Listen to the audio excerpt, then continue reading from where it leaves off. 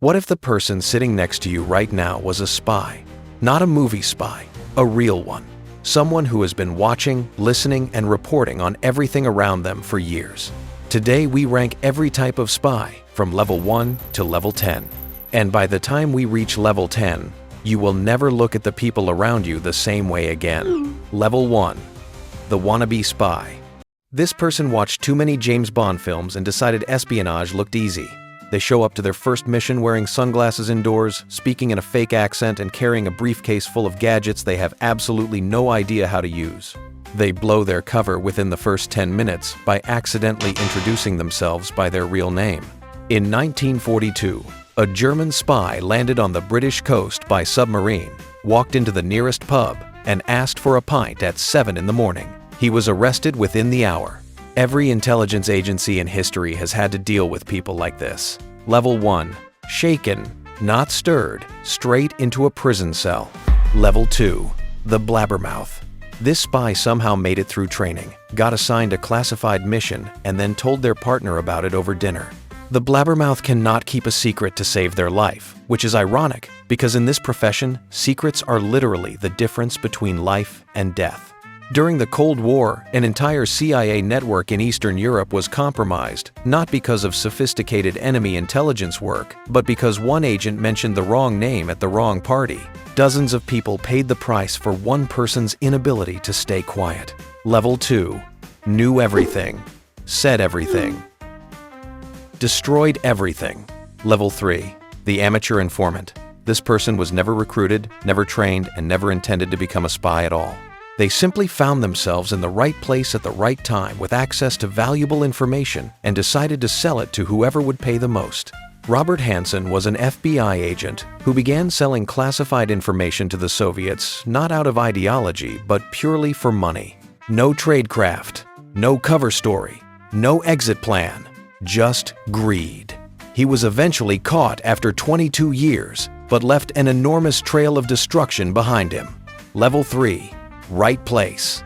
Wrong instincts. Level 4. The double agent.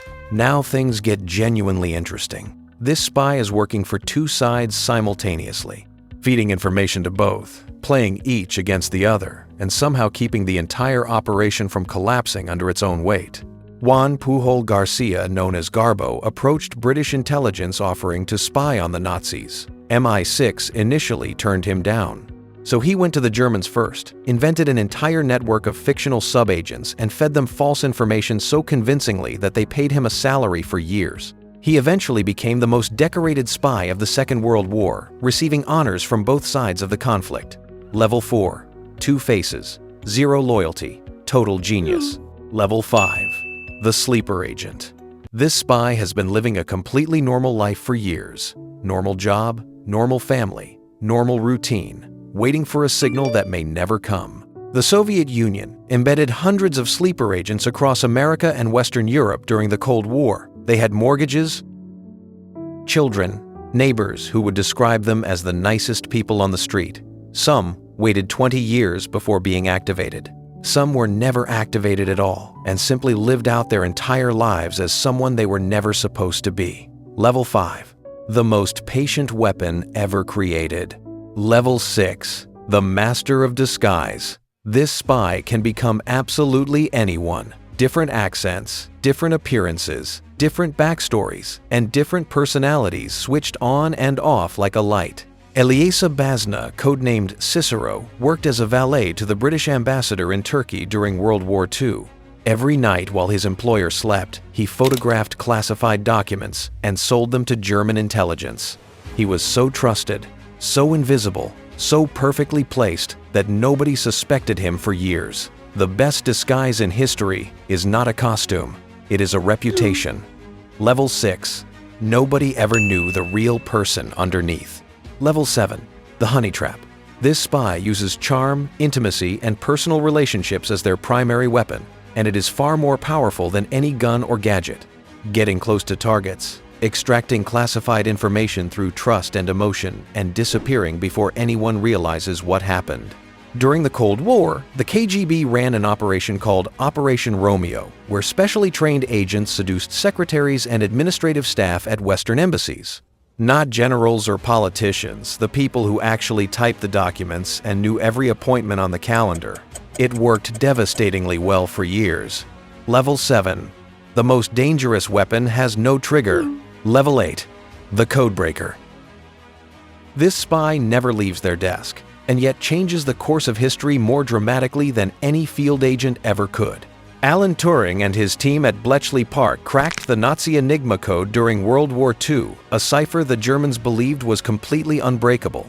What followed was perhaps the greatest intelligence coup in human history.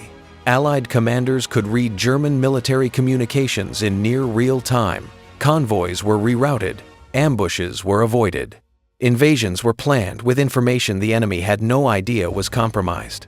Historians estimate Turing's work shortened the war by at least 2 years and saved over 14 million lives. No gunfights, no car chases, just a brilliant mind quietly dismantling an empire from the inside.